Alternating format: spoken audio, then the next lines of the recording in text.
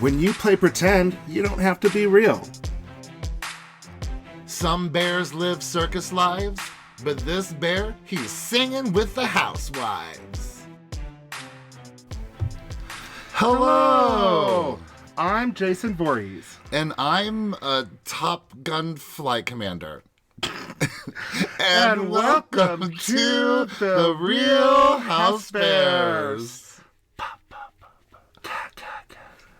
Let's get closer.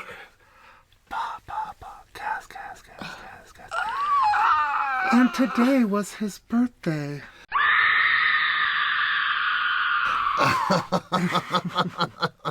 Yay, it's Halloween, y'all. I was worried how we were going to outdo last episode, so I think we did. Yeah? I'm so mask for mask right now. You are mask for mask. I had to immediately change into my real glasses because I can't see. And I need to take this off because I probably sound weird. You probably do sound weird. Ooh, and I now messed your my hair hair looks up. crazy. Now you look like Hercules from the Disney cartoon. But look at how You will find your way. This is an Olympian headband. So there you go. A very Julius Caesar headband. Well, back for a second episode in 1 week. We are like so dedicated. We took notes on 2 episodes of Salt Lake City last night, and we were so proud of I know. It's the little things in life. You had thought that we had cured Lisa Rinna's cancer. I mean, we were just like, look at us. We really just like... We knocked that out. Yeah, we got down and took those notes. We made those notes our bitch. Yeah, we did. But you know, for Salt Lake City, it's hard for us because we really get in, like, we really see Salt Lake City more so than the other ones, like, see through it, you know? We want to know every word that they're saying and every action that they're making. We really get into So, like, it. 1 hour episode ends up being like an hour and a half episode for us. At least. Because we have to keep least. stopping and rewinding and, like, And then trying to figure out what place, what store. You know what we need to do? The first time that we watch it and we just, like, watch it just for fun, whenever they go to a restaurant or something, why don't we just write the name down? They'll save us some time. Because we always miss the name of the restaurant they're at, or who the person is, or who the dog's name was. Well, and then the timestamp of the good sound bites to use for the episode. And in Salt Lake City, I just want to, like, record everything they say. Thanks for hearing me. I appreciate that. Well, a lot of times there's no other background noise, so the wordage is just silent and perfect for a grab. Oh, yeah. Oh, yeah. And also, us coming out with a second episode the day before our wedding anniversary. Yes, October 30th Yes. is our wedding anniversary. 10/30/20. 2 years now. 2 years. Can you believe we made it? We sure did. It's all downhill from here. I think I was talking to my sister Sarah, and she was like, "Happy 1 year anniversary." I'm like, it's 2. Yeah. Well, it's funny because I have 4 older sisters, and one of the sisters I'm like really, really close with, and her son looks exactly like me. Well, anyways, we get along really, really well together, and where was I going with this? We were talking about your 2-year anniversary. Oh yeah, and she was talking about how her wedding anniversary is actually on the 31st, October 31st. Oh, yeah. Sorry, I had a total brain fart for a second. Have a sip of wine, have a bite of fish. But yeah, so I didn't even realize it, but my sister... We almost got married on her wedding anniversary. Yeah, and that would have been dangerous, but it just shows like how similar me and my sister are. Well, it's very nice for people all around the country to be having parties in honor of our anniversary this weekend. Everywhere. Everywhere we go. Everywhere. So that's very thoughtful of you all. I see the same hoe. Do you? Yeah. That's from Scary Movie. Okay. When she's like, "Oh, he wrote that song about me." Yeah, that's what the lyrics are. I thought it was something bad. I didn't No. know. Like a bad weather betrayal. Ooh. A bad weather. We haven't really been up on our transitions lately. We always go to like reunion. We're like end. Well, but we have again 2 episodes to get into. We're totally going to be caught up. And then next week, we actually will be out again on Saturday next week because I have a work trip. But next week, we only have 1 episode. I know, we only have 1. episodes. And hopefully we'll be talking about the episode that I'm on. Do you know how hard it is waiting for me until next week's episode? And do you know how hard it's going to be for me to wait to talk about it? every once in a while, I'll just look over at Bear on the couch. I'm like, "Are you okay?" And he's just like, "I just can't wait for this. Like, I'm having a really hard time waiting." And then plus I applied for a promotion at work and they keep postponing the announcement of the promotion. So I'm like, let me out of here. Everyone's giving you blue balls. They totally are. They totally are. It's like a bad weather betrayal. There you go. You did it. It was. We have some work to do to it, but you did it. Yes. Well, we left off 2 weeks ago when episode 4 happened and Heather was storming off because Whitney accused her of being in on the conversation with Angie Harrington about Lisa and the jazz tickets. Blowjobs for jazz tickets. We get to say blowjobs for jazz tickets 100 times in the next 2 episodes. I love it. Lisa gave a blowjob for a courtside seat. Finally, Lisa's like, can we please stop saying this? But Heather is like, we've never seen Heather angry like this. She is furious. She is screaming at the top of her lungs. Like, you lost me. And just screaming. I do have to admit, she went from like a 50 because she was irritated about the stakes to 100 really quick. And I kind of think it might be because we know her, and we know her daily life. But right now, I think this is when she was really stressed out about the rewrites of her book that was coming out right here, because we didn't even get to see her all year because she was so busy with her book and the rewrites. And so I think that she's so stressed out about that in the back of her head that she really did just want to come here and have fun. And she, all of a sudden, Whitney comes in screaming at her, pretty much like she came in heated. Well, and plus all of the cast trips have been intense. They've all been just like raging fires. And this was the one where they were supposed to go and have fun so that Jen Shaw could have a break from her daily stresses. And I think Heather needed it just as much as Jen Shaw did. And I'm also with Heather. Quit trying to ruin my good time. Yeah. There's a time and a place. We're here to have fun.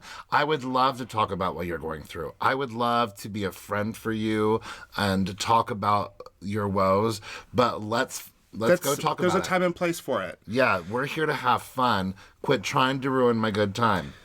And I am very upset that we finally do find out from Heather that those steaks, in fact, are cooked. They've passed on. Tonight was supposed to be hot girls in lingerie, gnawing away at hunks of meat. No hunks of meat. I'm going to need a second.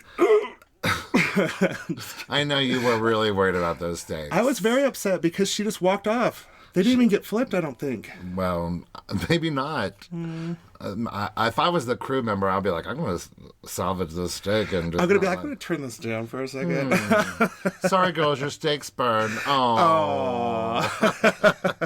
Well, Meredith joins Whitney. Jen Shaw's with Heather. Whitney is just like sobbing to Meredith. She can barely talk. She's sobbing so hard. And, Whitney always listens to Heather's stuff, but Heather doesn't know what Whitney's going through. And it all goes back to the abuse that I felt where I always had to take the back seat and I didn't have a voice and I wasn't heard. I feel like she's taking this newfound realization that she's had about her past into her daily life a little too much because people really aren't doing that to her at all. Right. And I don't understand why she feels like this is the same abuse that she had when she was a kid in the bathroom. I don't know what the abuse is, so I don't know how to compare it. But these women are your friends, and they're not like... Honey, you've been having your word and your say through all these seasons. Right. Well, nobody stopped you. Well, when you're going through therapy, you're always trying to connect the dots. You're always trying to say, why do I react the way that I do to certain things? And Whitney is just consistently connecting the dots. Throughout this whole episode and the next episode, whenever she talks about Heather, she's always saying, this just brings back those feelings that I have put in my, locked away for so many years, and it's bringing them back up. It's triggering me. And it's a bit too intense, and I feel like it might be a little bit too misdirected. It is misdirected, for sure. And it's such a stupid reason to be mad at somebody.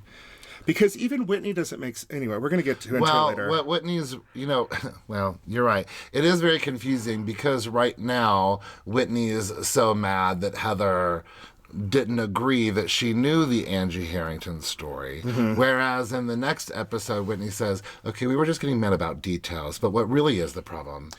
Yeah, she says, I didn't need you to corroborate the story. I needed you to be there for me. But even then, I don't know what that means. Right. So it's hard that we're doing 2 episodes at once because we know that it completely shifts in the next episode. At the end of episode 5. Yeah. But anyhow, Whitney is so mad, she's like slamming the tongs on the table and it's like, give me the tongs. This is an Airbnb, honey. Right. But this is Heather and Whitney's first like real fight, and being called a liar is like non-negotiable for Heather. And plus, they're both, I don't think they're both I think Heather's a little bit drunk, but Whitney's really drunk. Yeah, I mean, they've all been... So she's not being rational. Yeah, they've all been on the party bus and things like that. But I was like, I don't care who screwed who. I don't care who you screwed. I don't care who you screwed. I don't care who you screwed. I just came here to support my friend. But instead of it being about Jen, it's being about Meredith, it's being about Lisa, and it's being about Whitney. And you need to get focused and realize why we're here. And to me, this was Heather giving Whitney a moment of like, you need to just put this on pause for right now. I'm giving you an out. Yeah, quit trying to solve everything right now that you don't need to solve. Yeah, just stop and say, you know what, you're right. We'll do this another time. I feel like But Heather... people can't turn on a dime. Oh, like no. Oh, especially drunk. Right, absolutely. Sometimes I can but I'm always want the party to happen. But they kind of yell at each other more, and Whitney gets into Heather's face, and Heather pushes her out of her face. Bitch, don't come at me. Whitney literally has her hand way up, and she turns her head and keeps on falling into Whitney into Heather to kind of like and push her a little bit, but Heather's not having it. She just grabs her arm, moves her aside. Yeah, she does push her, but not like a push. She pushes her out of her way because I think that you never see the left side of that corner of the table. I think it's just a corner and you can't get out any other way but through Whitney. Right. So I don't think she wanted to get into a corner. Right. Yeah, absolutely. And then I like the kind of funny moment when Lisa and Jen Shaw are coming in to join them, and Jen Shaw, she has her boobs pushed up so far, and she's wearing this super high platform. Yes, that they are like right at Lisa's she looks eye like level. she's like a drag queen. Yeah, I love it. But it is right at Lisa Barlow's eye level. She's like, very uncomfortable. I mean, they look like they'll knock you out if she turns too quickly. Yes. Boom. Yeah, so Lisa thanks Heather for like being a friend, and I was like, listen, you don't have to thank me. I want to be your friend, and I want to show up for you as a friend. But then Heather tells Lisa that she's like, I never told a soul anything about your marriage, and Lisa's just like, I thank you, but I need to go call John. Yeah, but Heather did in past seasons talk about it with other people, but I don't think she ever spread any rumors. Right. You know, there's no question that Heather and Lisa have been enemies since season 1. Yeah. So there's been lots of talk going on both sides. They've both talked crap. But as far as like this specific rumor about, Lisa giving Blowy for tickets. Blowjob for a courtside seat? Then I was like, it's not my rumor. I don't know this story. And if I did, I would say it. Like she's like, if I know, I don't care to hold that in. Right. But poor John Barlow. Lisa's like, I've got to go call John. The poor calls he must get to have to talk her down on these cast trips. I do feel like that would be me, though. Like, if I was on a show like this, I'd be like, I need to call my bear. Yeah. I need to call it. 100%. And likewise, I would be the same way. Yeah. And wake you up. Wake up! The stakes have been burned. I'm like, you better slap somebody. Somebody is to pay for that. Well, you know who I'm going to slap? Crystal Pussy! So, like, at 2 a.m, Crystal Poussoir comes out. Poussey. Crystal Poussey. I like that. Crystal Poussey. She's there to be a twerk instructor. Now, I don't know what Jen Shaw thinks that anyone in this house, other than Whitney, who's passed out, is going to be a twerker. Passed out with the light on. I hate that. Oh, I know. I hate that. It happens in so many other Housewives franchises, like when they're really drunk and stuff, and they go to bed early. The light is still on because producers and stuff still need to be passed. Yeah, out. it's just too much. Yeah. But Meredith is like, I'm not making the rent this month. Thank you so much. Okay. I'm okay with that. You do have to have some. You do have to have some meat on your butt to twerk. Like that's all it is throwing throwing the meat back and forth. But Meredith is wearing those tight leatherous jeans, whatever they are. Her butt's not even moving, not even jiggling. There's no way you're going to even she could twerk in that. Right. And I mean, Meredith, I just don't see her being much of a twerker regardless. Whitney, Heather, on the other hand, I think she could do it. Well, and if Whitney wasn't passed out, she would have been fine. Oh, yeah, she'd have been all over that. But she would have ran and found a pole somewhere. But what I thought was wild is right before that, when Lisa Barlow was going to call John and go to bed, Jen Shah's like, yeah, I have to get up early. I'm going to bed. And then at 2:11, out comes Crystal Poussey. Yeah, I wrote, everyone goes to bed. I'm like, oh, wait, never mind. Right, same thing. But you know, it doesn't last long because Heather says that she went to bed around 3, and it was 2:11 when Crystal Poussey came out. So, I mean, it literally was just a funny little gag to do real quick. They twerked themselves to sleep. As we all do. As we do. I've twerked myself to sleep a time or two. I've twerked myself into some thinner jeans. I've twerked myself unconscious. Well, next day, 12:03 p.m., so they completely missed the morning. Heather wakes up with a bed full of milk duds. Listen, she's the most relatable housewife, hands down, out of any franchise out there. Yes. Like, who hasn't woken up with milk duds in their bed? Only people who don't party like we do. Amen. And there's scraps of paper all over the floor. Dun, dun, dun. I like it how it's such a metaphor for how she has to piece together what happened. Oh. So stupid. See, the show is art. Life imitating art, imitating life. Oh my gosh. So everyone else is like mulling around, getting their coffee. Heather and Meredith are outside. Whitney and Jen are in the kitchen. And Heather tells Meredith about the ripped up friendship card. Cut to Whitney busting out of bed and being like, I know what I could do to get her back. And goes in there and she looks at the camera. And she's like, yeah. She's going to see this. I showed her. I wonder if she even remembered doing it. Until Heather reminded her. Or until Heather reminded her, yeah. Yeah, I was like, oh yeah, I did do her and do that. Mm-hmm. But you can tell that Heather doesn't think this is all that big of a deal. She's like, Whitney knows that I love her. I would never betray her. I would never even speak ill of her. Because even Heather's just like, I don't understand why she's upset. Because if she's going to be upset about me not corroborating story that she didn't hear, then that's a stupid reason, and maybe you shouldn't be my friend. Well, it really is something that should be more easily gotten over. And plus, they're family. Yeah. You forgive friends for things, and, well, we'll talk about it again in the next episode. Anyhow, Whitney's on her way to see her half-brother Curtis and her half-sister Kelly. Jen Shah's packing to go straight to New York, but she's so bad at it. Like, everyone has to help her pack. I hope she had somebody there at the airport to help her, like guide her through the airport and get her onto her next flight and get her into a cab. Well, Whitney looks, on her way out the door, she looks really pretty considering how hungover I'm sure she is. Mm-hmm. Like, she looks pretty well rested considering I know that she probably has... Whatever those little ice under sticky things she puts on her eyes, those things work. Right, I want them. Yeah, right. I wonder if they're Wild Rose Beauty. Dun, dun, dun. They go to Whitney's brother's house in Queen Creek. Yes, Queen Creek.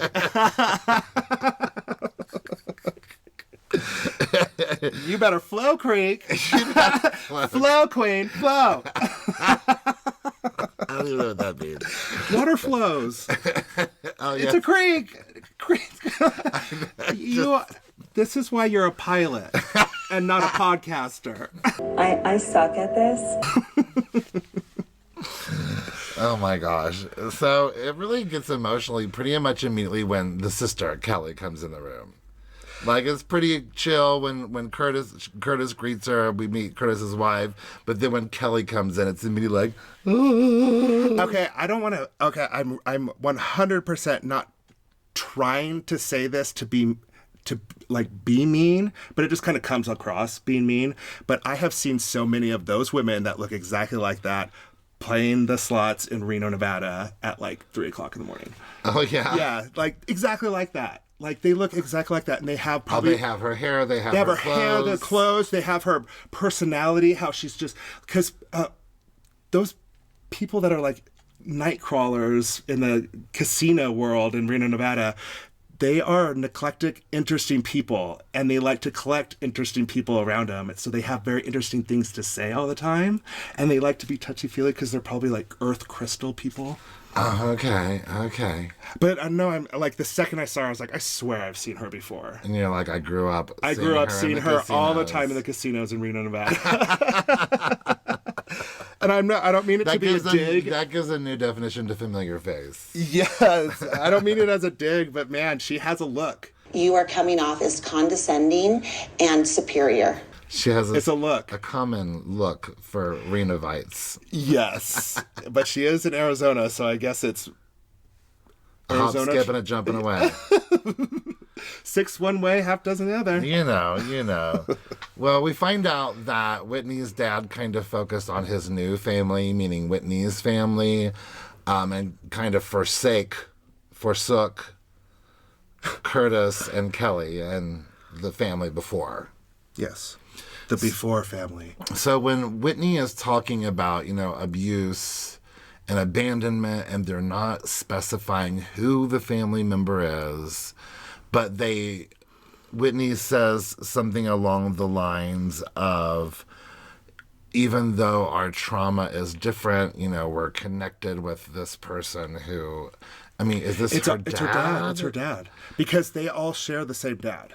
And is she saying that your trauma is being left by my dad, my trauma is being abused by my dad? I don't know. This is a lot of like Crystal, Real Housewives of Beverly Hills situation where words are used, but I have no idea what they are applied to because I don't know the definition of her abuse. Right. She's trying to still protect whoever the abuser is in a way. And even just saying what happened, really. Because I don't know what happened. Was she just beaten a lot, like with a belt or something? Was she sexually abused? Was her dad just a drug addict and a bad person and came in and out of her life and did drugs with her in the bathroom? I don't know. I don't know. It could be, I don't know what her trauma is.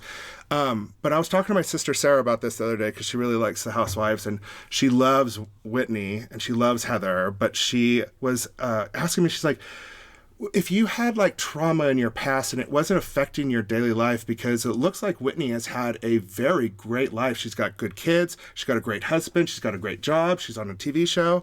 I didn't see what caused her to seek out this healing that she needed, and now to find out what more of the abuse is so she could heal. I feel like if you keep on digging into stuff and finding out more and more and more, it's going to be harder for you to get over whatever it is. Because I think she's focusing more on why did this happen to me, or why did they do this, when she should be focused on it wasn't because of anything that she did, and she just needs to heal and move on. Well, different people heal differently. Heal in different ways, yeah, totally. So some people, they need to know what they're dealing with. Some people prefer to, keep it in a compartment and deal with it as they need. Yeah, because I'm not going to get deep in it, but my dad left when I was like 5 or whatever, and there was a lot of stories that I found out about my dad once I turned 21 and after I had seen him a couple of times in Tennessee and stuff. So it let me get my own perspective of who he was. But the more that I found out about the stuff that he did in his past, not in his present, it made it harder for me to forgive him. Right. But once I ignored all that and just focused on today and how I'm feeling and what I need to do, I was able to forgive him and I was able to see him and stuff. So right. Whitney's just on this path, and I just feel like she wants to rush. I don't know if she's trying to rush it or fix it quickly. Well, I think just she's attacking it head on. Oh, I 100%. think she realizes she's not going to be fixed overnight, but I think she's just like, she keeps saying, lay it all out on the table. She's applying it to her daily life. Yeah, every she's day. ready to, she's just tackling it head on. I'm calming myself down. I'm fixing my aura. But meanwhile, back at the house, there's crap everywhere, but Heather's made an awesome breakfast. She makes my kind of breakfast. Lots of meat. Yes, lots of protein Yeah. and some potatoes. I've got eggs, bacon, hash browns. Please give it to me now. Yes. And it looked good. She makes breakfast like we do. So finally, at almost 2:30 in the afternoon is when they're having breakfasts. Lisa's having breakfast. Meredith joins them. It's still a little bit uncomfortable because Lisa's a little bit unclear about Meredith's part in all of this blowies at for the tickets situation. Blowjobs for courtside. Blowjob for a courtside seat. But once she talked to John and had her burrito and Kit Kat, she's like, you know what? I need to remember that this is just about Jen Shaw. Kit Kat, pick her up, man. Yes. Taco Bell. Del Taco, I mean. Every time we get a Del Taco, I think about her. I get a fish taco. Ooh, fish tacos. I love that. They're so good. I get a fish taco at Del Taco just because of Lisa Barlow. And I hear her saying fish taco. Every time. But you know what I do love right now? The fish tacos at Del Taco, are amazing. So Jen joins them at the breakfast table, and Meredith asks her how she's feeling about everything, and she's in full anxiety mode.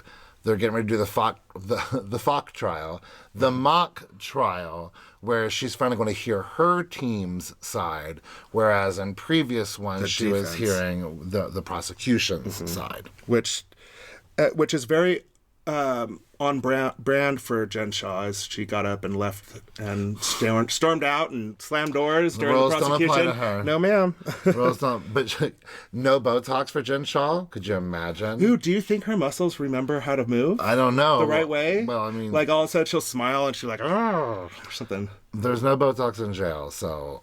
Ooh. We'll find out. Oh, I don't know. There's, rich jails. I don't know if they could do Botox, though. Oh. This trial is only a month away, so to calm herself down, she's just focusing on her family. And then Whitney comes back to the house, and she actually sits between Jen and Heather. Yeah. But she just kind of subtly ignores Heather. It doesn't seem blatantly ignore, because they have real love with each other. They're just mad right now. You know? So then we have everyone helping Jen get packed. It's a real emotional goodbye. Everyone's taking a nap. Lisa is really visually emotional. And Meredith goes up and gives her the longest, tightest embrace. Did it make you feel good? It felt like, I literally, not that I'm a Grinch, I felt like my heart get bigger. Right? I just felt like a great release. I was like, some levity or something. Yeah, I don't know how long it'll... but then my second thought was, I wonder how long it'll last.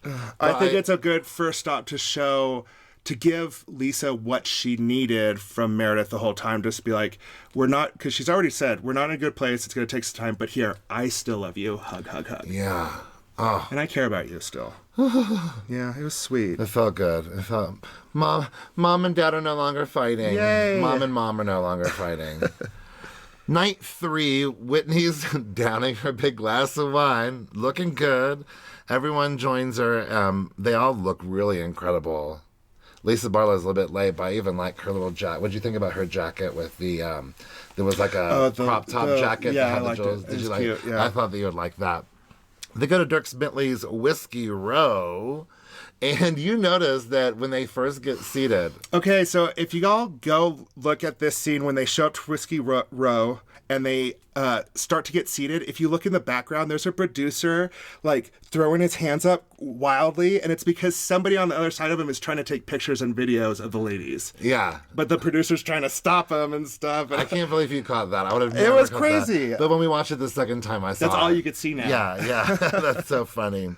They have a shot of... Is it 1942? 1492? 1942 Don Julio, I think. Yeah, well, that's what we had at Whitney and Justin's house. Yes. Good stuff. Meredith, whose skin looks unbelievable in this scene. Yeah, I'm not talking about just smooth with Botox and fillers. I'm talking about just beautiful, perfect skin. Oh man, I couldn't stop staring at it. I know you have such a love affair with her skin. I do. She has great skin. Buffalo Bill. She asks everyone.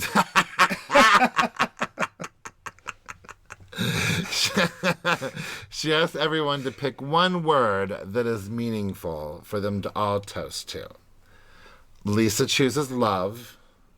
Meredith chooses peace. Heather chooses friendship. And Whitney chooses honesty. Honesty.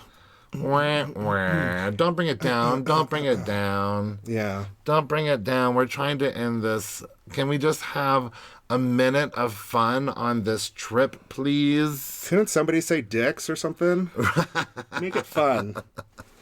But they still have not spoken about it, and Whitney's not interested in sweeping it under the rug.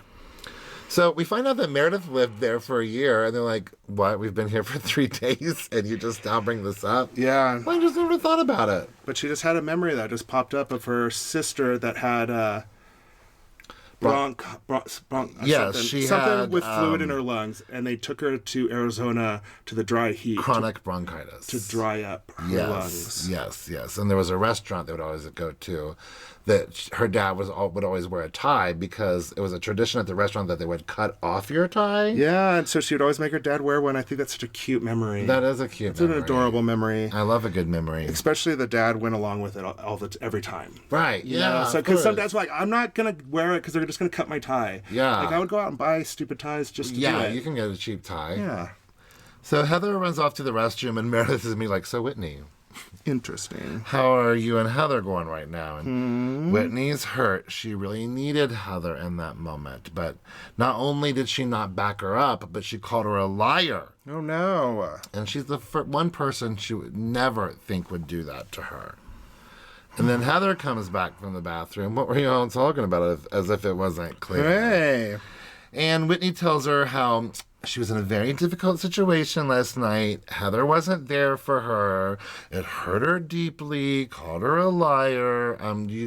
We can keep this on repeat, kind of.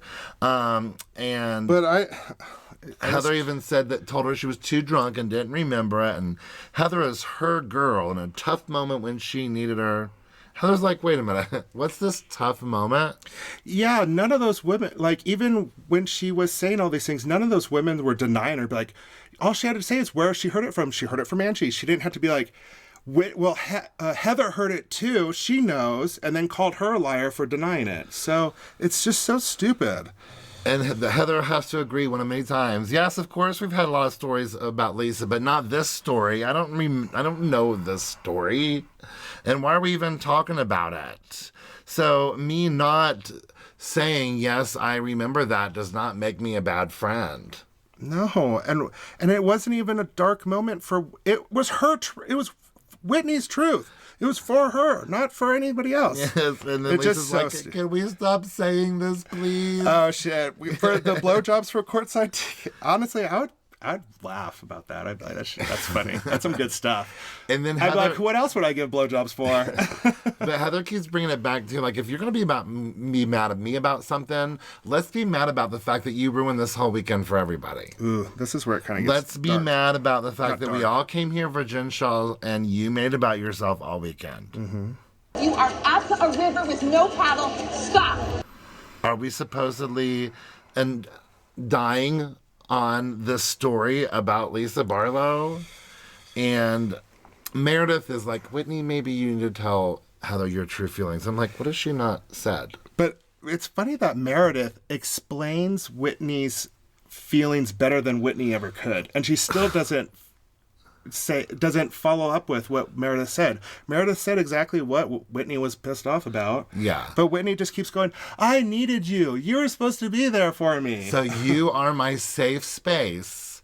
And just like in my past, when someone who shouldn't have been my safe space wasn't my safe space, you weren't either. Yeah, it's all of her personal issues are leaking into her daily life. But you know what? Heather's not buying into this. She's not like, this was nothing all that major. You're being silly right now.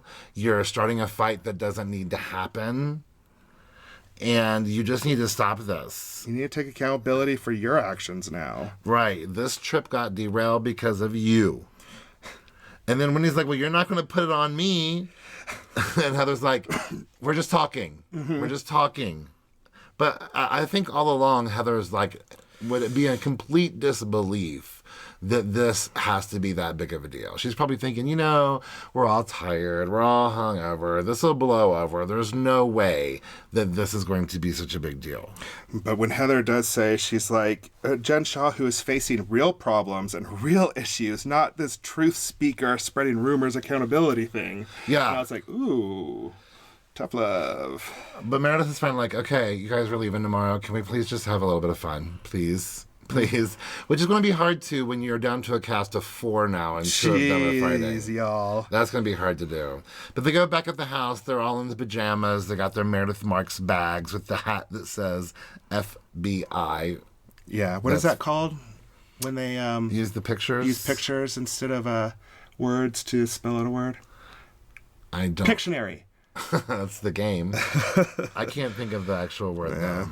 But Jen Shah got hers earlier. I bet you were thinking, did Jen Shah get her bag? And then when they showing the flashback to Jen Shah, did you have a moment of that? Mm-hmm. I thought so. I thought it was like, so you go back and like change your notes because you were worried if Jen Shah got a bag. Well, they start talking about Jen's trial, and Meredith either was a lawyer or went to law school or something. She went like to law that. school, apparently. So they had a lot of questions for her, and she gave what sounded like reasonable answers. But the biggest thing is like, listen, that district, they win 98% of their cases. And also, pleading guilty also can get you a shorter sentence if you're like backed into a wall and you can't get out of it, because it sounds like it's a tough system. Yeah. So she's really just kind of in the episode. But Meredith also says, I don't think Jen Shah would prepare such a defense if she didn't have a defense. Right. But I don't know what that means. I don't know what any of it means. Well, it means certainly there's no way that Jen Shah is guilty, and she has all the proof in the world to show that she's not guilty. That would be the only reason why she would be going to court in this Southern District of New York. I don't know. Turned around later. All right, well, let's take a break on that note. What do they call it when they take a break from court? Adjourn. Let's adjourn for a moment. Let's take a quick recess. A recess. That's what I was looking for. Man, we do 2 episodes in a week and we can't even talk. I'm having a hard time today. All right, well, we'll go recoup. We'll take a quick recess and be right back. Bye. Okay, you know what? I think I need to get changed.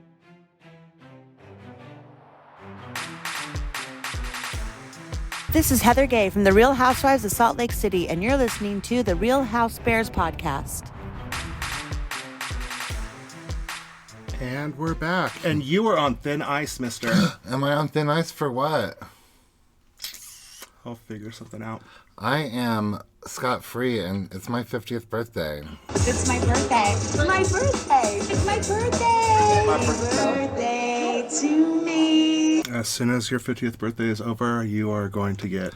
I get to be as much of a monster as I want for at least 50 days. No. Yes, absolutely. Absolutely not, mister. I just felt completely betrayed. Anyhow, Jen Shah is on the phone with Sharif in NYC. I love the shots of NYC. Me too. I love New York City. Oh, what's not to love about New York City? Somebody recently said New York or LA, and I was like, New York, of course. Yeah, any day. Yeah. Any day. Oh, yeah, it was that podcast. I was like, LA, I just see a lot of concrete, graffiti, and barbed wire. But in New York, I see a lot of lights and tall buildings. Yeah, I love NYC. Back in Park City, Seth and Meredith are taking a little walk in the snow. Brooksy's coming home tomorrow. Seth is like, you haven't said anything about the Arizona trip. And Meredith's like, well, it wasn't as chaotic as the Zion trip, but it's still pretty chaotic. Still sucked. And I was like, ooh, we're going to Zion for my birthday. I hope we don't have a chaotic trip. Well, if anybody has control over it, it's you. Then it's going to be chaotic. Just a couple of middle-class girls acting fancy. Working girls acting fancy. Lisa and John are kind of working out, but you can tell Lisa's just like not into working out. I do love that it's just the audio of them talking to make it confuse as sex talk. That's Right. so funny. Melissa's like, or not Melissa. Who's Melissa? I'm Melissa. It's been a long week. Right? Lisa is like, did you all miss me while I was gone? And he's like, well, those phone calls were rough. And then we see that she called him right there from the table. I know. I do love that he started laughing about the accusation of blowjobs first courtside tickets. And she's like, he's laughing. And did you see that Heather Gay is sitting there sobbing with her It looked like hands I in thought her face? she was her face in her hands? she was either sobbing or laughing. It looked like she was crying. It looked like she was crying. She's had enough. Well, That was probably right after she found out about the stakes. Well, Lisa's like, Angie Harrington started these rumors. John's not worried about these rumors. And he's like, because I think Angie's a liar too. Okay. Well, the whole thing with the issue with Lisa calling the caterers to cancel on Angie from the second season? Second season. Yeah. Second season. Well, Whitney won Lisa over by coming up to her with the bad truth. The bad truth is what? Better than a good lie. Yes. And coming clean and owning it. And Lisa just really gives her credit. I like to call them naughty truths. Naughty truths? I like some naughty truths too. Pay that rent. Pay that rent. Pay that rent. Pay that rent. Pay that rent. Over at Whitney's house, Whitney's just like, it's been a few days and she's still like trying to wake up. She has been through the trauma. She's still tired after Arizona, but she's happy that she connected with Curtis and Kelly, and it's really helped her to decide to get the therapy that she needs to be able to really put the past in the past. PTSD, therapy. And good luck getting, the past in the past. That's not easy to do. Thank you, sir. Well, Lisa and Jen were there for Whitney, but Heather wasn't. So Heather didn't hear her.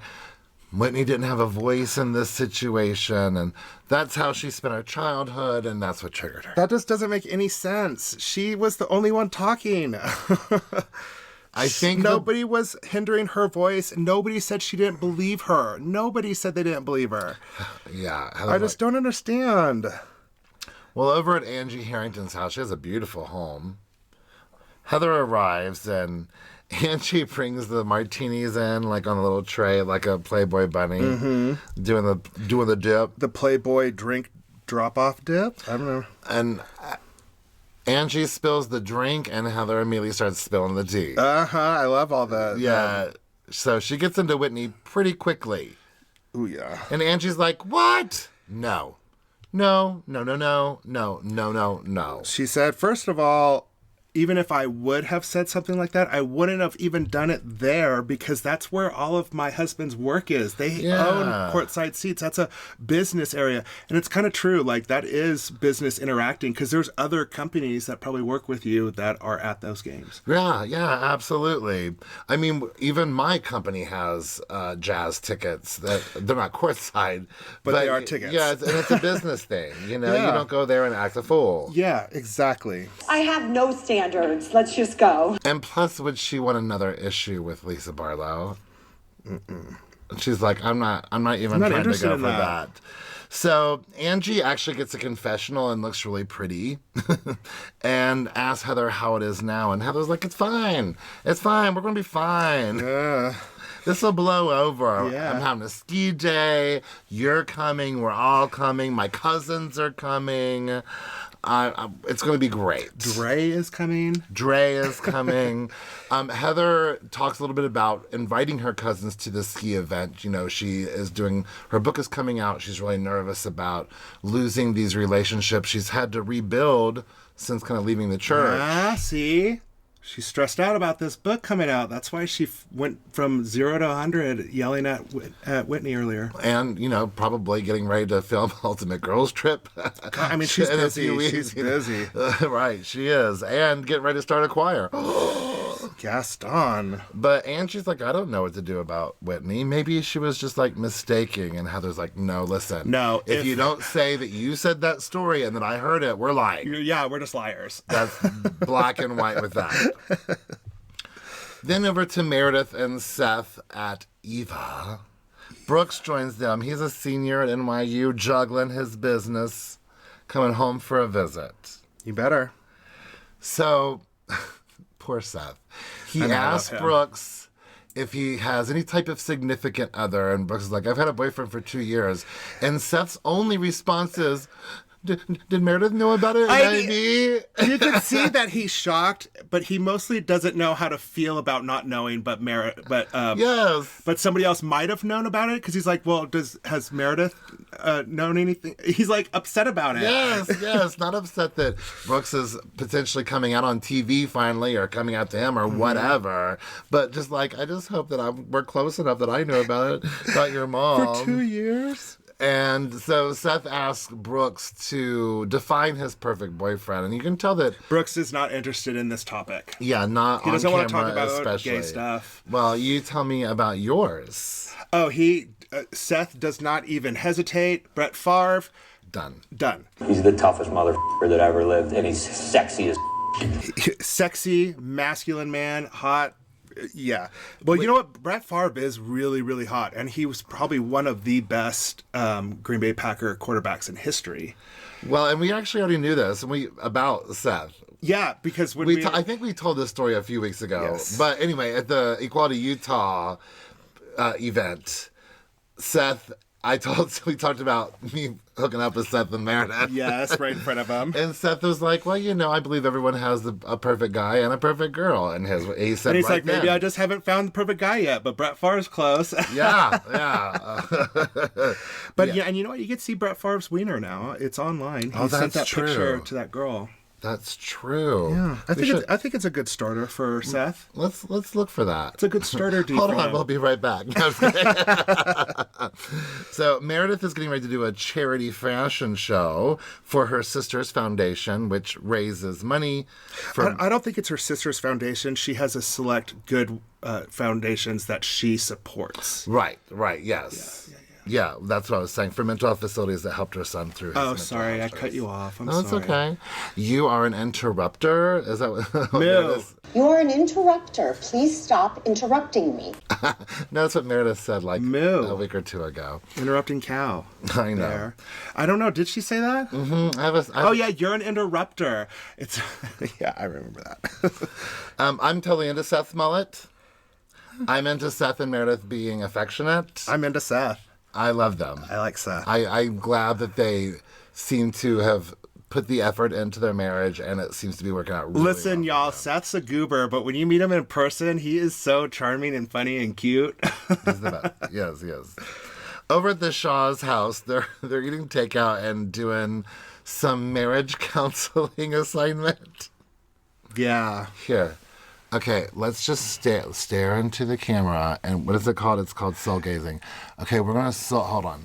We're going to soul gaze with anyone who's watching on YouTube or Spotify. So just look in our eyes and gaze into our souls. I don't see anything.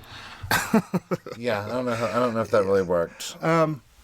I thought it didn't work for Jen Shaw and Coach either. but you know what? Maybe that's what it was supposed to do. Was supposed to get you out of your comfort zone and create a conversation. Because right after this, Coach says, I don't understand what this therapy does, but all I know is that I love you and I want to be the best husband for you. And if this is what I have to do it, then so be it. He's just such a man. Coach He's such a good man. Sharif Shaw, please be in real life what you are like on I hope to television. God that he's like this in real life. Please, because you are saying everything that a good partner should. Needs to say. I mean, please be that good in real life, because he just... It'll break my heart if I find out he's like cheating on her or something this whole time. And or at something. the end, when he was like, this isn't just on her, this is on me. I have to be present. I have to be there, because she gets scared. Yeah. Oh, I lost it right there. Yeah, I lost right there. Oh. I have to be the strong one for her because otherwise she'll get scared. And I'm like, oof. Please. Yeah. Please, Coach. such a good guy. But we do find out that she's been panicking, working around the clock, preparing for this March date, and now it's been pushed back to July. Which I'm sure is frustrating. She's like, I just want to get this over with. Yes. She seems a bit naive about all this, about the severity of how... I don't know. The percentage of the likelihood of her going to jail with her pleading not guilty. Well, I think that Jen Shaw can compartmentalize feelings and fears really, really well, because we haven't lost the Jen Shaw. Like, woohoo, Jen Shaw's here, microphone. In this season, she's not depressed, she's not scared, she's not worried, but I mean, she's... Oh, but she is. She is. When she's not having these party moments, she's terrified. But I mean, I can't do stuff like that. If I have something weighing on me, I can't be party mode. You can't compartmentalize. No. I'm a pretty good, decent compartmentalizer. I'm horrible at it. I know. I have no room in there to compartmentalize anything. You just wear your Pisces. You wear your feelings on your I have shoulder. organized piles in my head. In your head and in the house. We have a moment at Lisa's house where she calls her brother B. Hi, B. And it's a not really important moment of the show, but we do get to see Genia. Hi. Who we've talked about 1,000 times on the her. podcast and has made the greatest impression on us. But she's going through a real rough divorce. Yeah. Lisa and her brother B are the only ones out of 6 who are either not divorced or going through a divorce. So that's big, especially in Mormon families. Yeah. So that's rough. And poor Lisa, she just wants to fix it. Lisa's a middle child. Yeah. She took care of children. She had to grow up fast. She's stressed, but I love that the way that she thinks to alleviate the stress is for her and John to spend more time together. Mm-hmm. That's it's a good true, answer. though. That's it's a true. good answer. Then we have Whitney and Justin. Justin's putting a ski hitch together. Oh, I love him in a hat. I just love him too. Lorraine, spelled Lorane. That is such a Utah thing. Lorraine is coming over to notarize Whitney's LDS church resignation letter. Did you catch that? Yes, I did, but I didn't think anything of it. Now, I wonder, she was talking about the church taking your 10%. I wonder, is it like an auto draft type thing? Or if you have to, like... Or if it's just your tithe. You know, every year you give a tithe or something. I mean, the Bible says to tithe 10%. But she made it sound like they have like an auto draft coming out of your checking Well, and plus account. the Bible didn't take in consideration of like fluctuation or whatever. Inflation. There we go.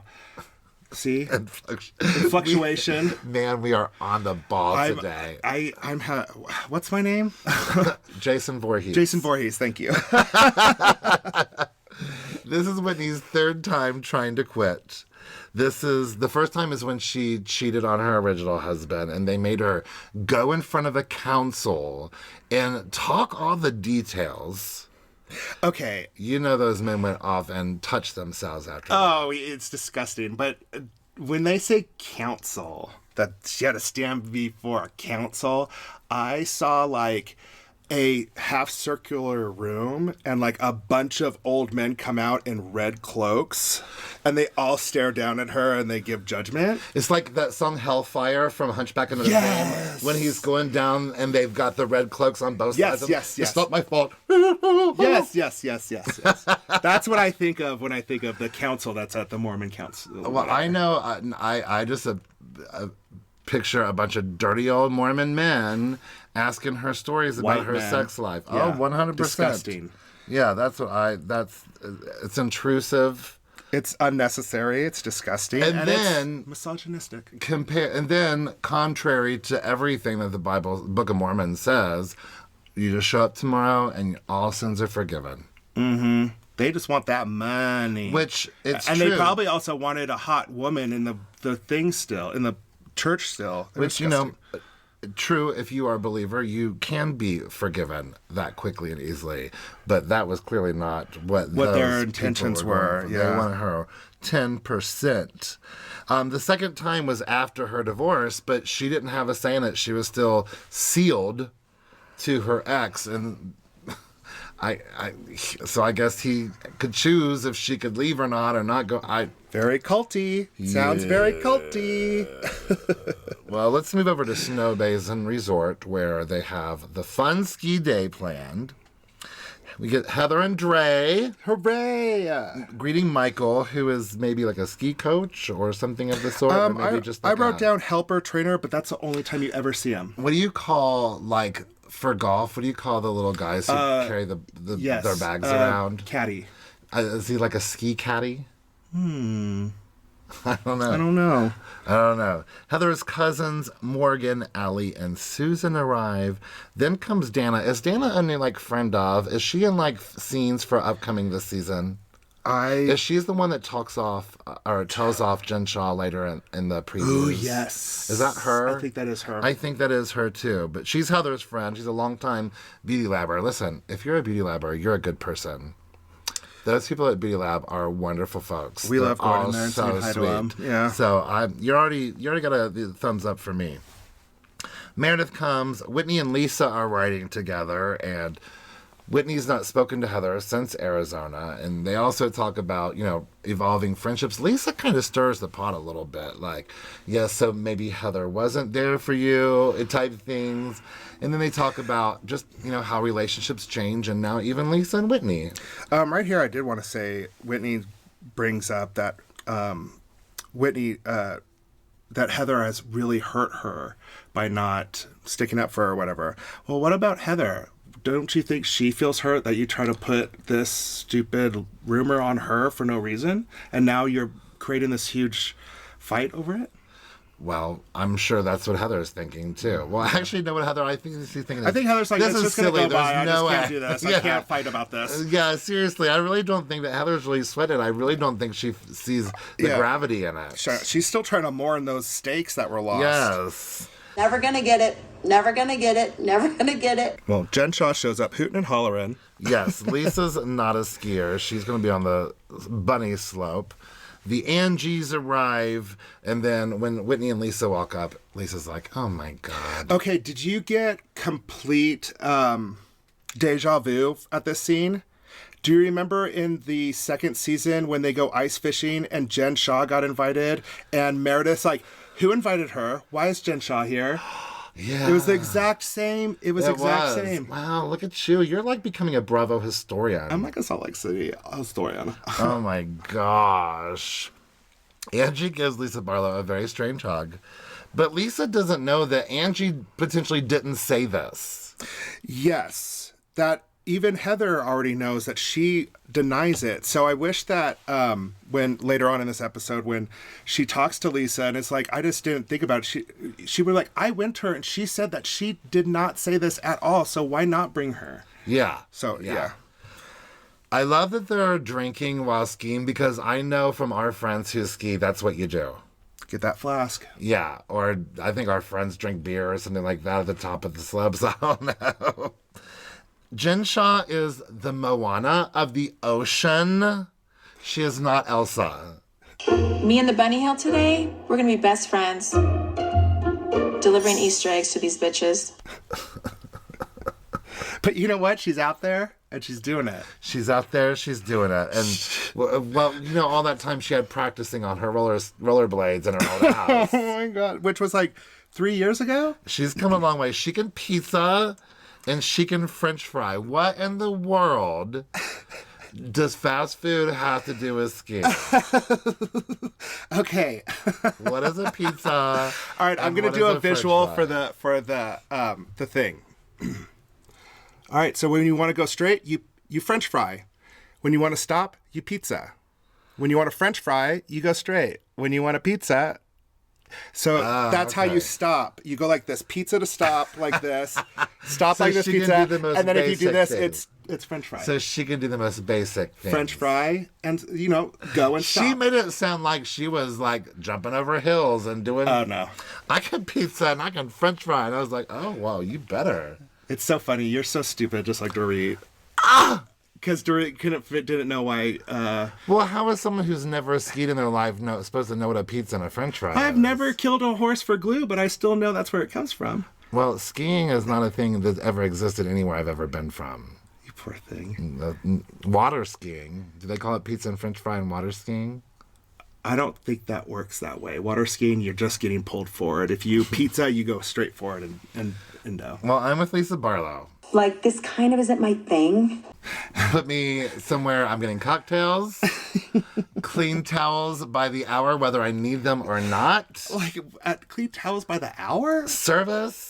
Service. I don't even have to necessarily be by a beach, to be honest with you. I could be just sitting on a couch watching TV and bring me a nice warm towel and a cocktail. And to be honest, if she did wear her swimsuit out there at the Bunny Hill and sat in a recliner, you would get a sunburn.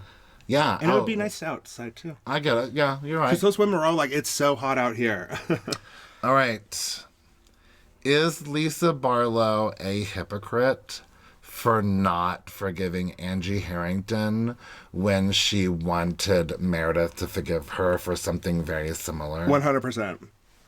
100%. And Lisa's not even going to give Angie the time or day to even defend herself, which is completely hypocritical. And I hope somebody holds a mirror up to Lisa right now and says, hey, look what you're doing to somebody else that Meredith is doing to you that you didn't like. Interesting. Change your life. Wow. I'm just kidding.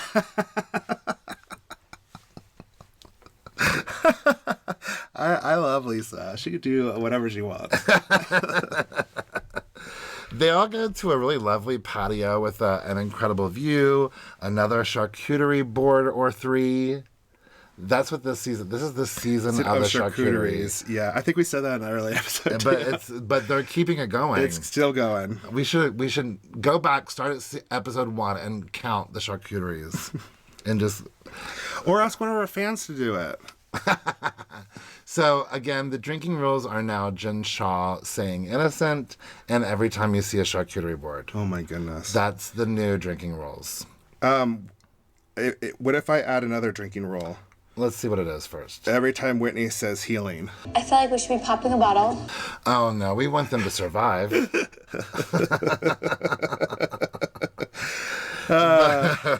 But someone clearly just said a drinking word when Lisa Barlow gets out in there. She runs straight to the bar. She's not like, I did not enjoy that skiing. I'm not saying hello to any of you. I hope they have some Vita at the bar. I'm on my way. Oh my gosh. Thanks, Heather. Get that.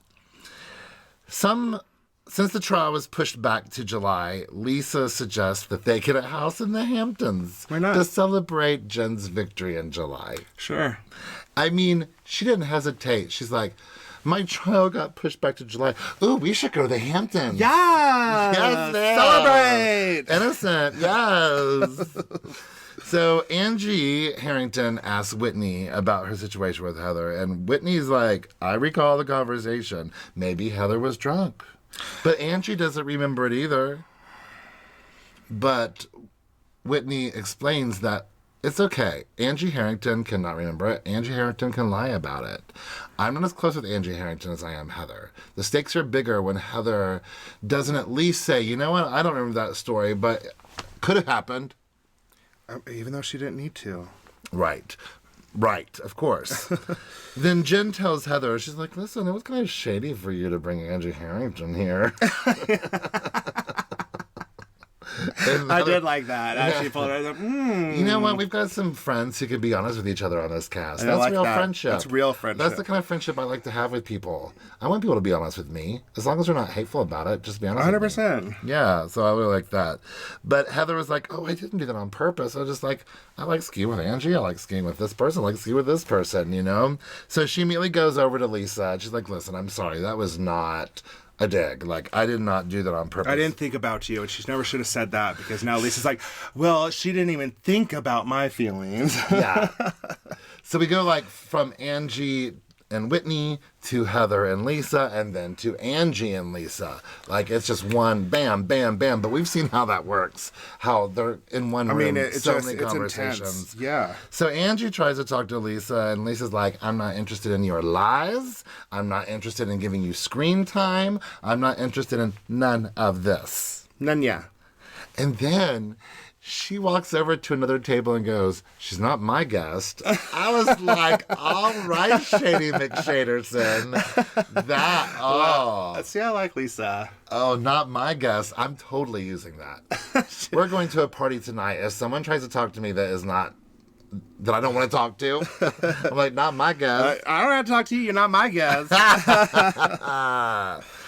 So now Whitney pulls Heather aside. It's like, bam, bam, bam, bam, bam.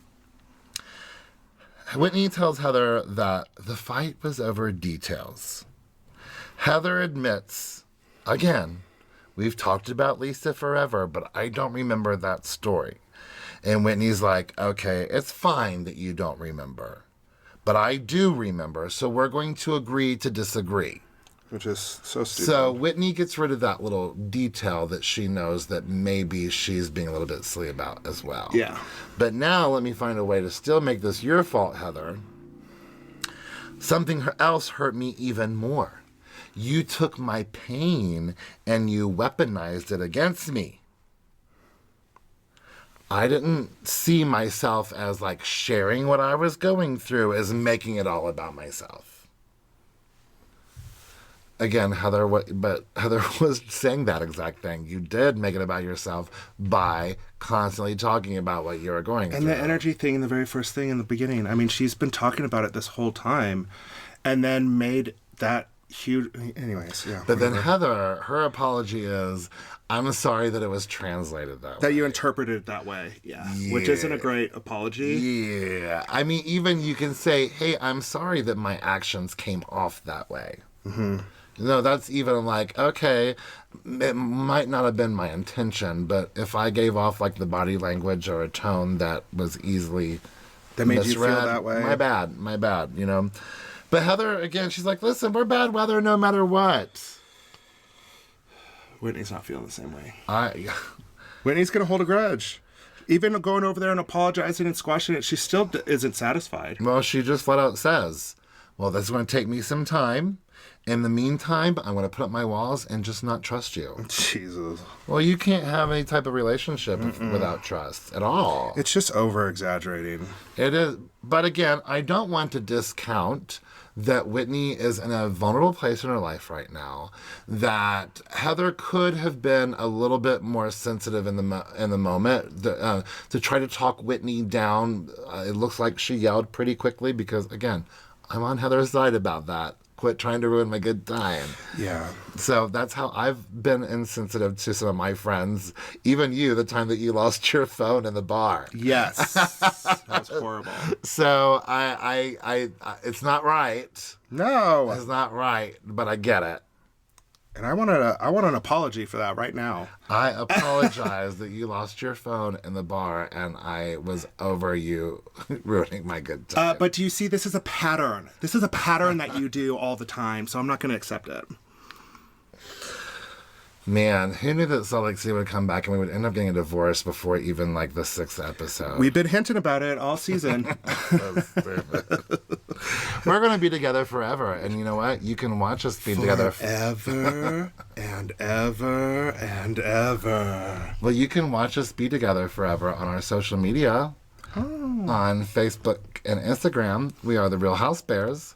On Twitter, we are Real Housebears, and you can email us at therealhousebears@gmail.com. You could watch us on Spotify and YouTube at The Real Housebears, and you could listen to us wherever you listen to podcasts. And if you're listening to us on Apple Podcasts, please leave us a 5-star rating and a cute little review. And that'll be such a good Halloween gift for us. And we will talk about you on air and make you hashtag Housebears famous. An anniversary gift. Ooh, anniversary gift. Ooh, yeah, anniversary gift. Go to Apple Podcasts and leave a cute little review and a 5-star rating. Thanks. Yes. Happy anniversary, my beauty. I love you. I love you. Mwah! That was a kiss. Bye. Okay, love you. Bye.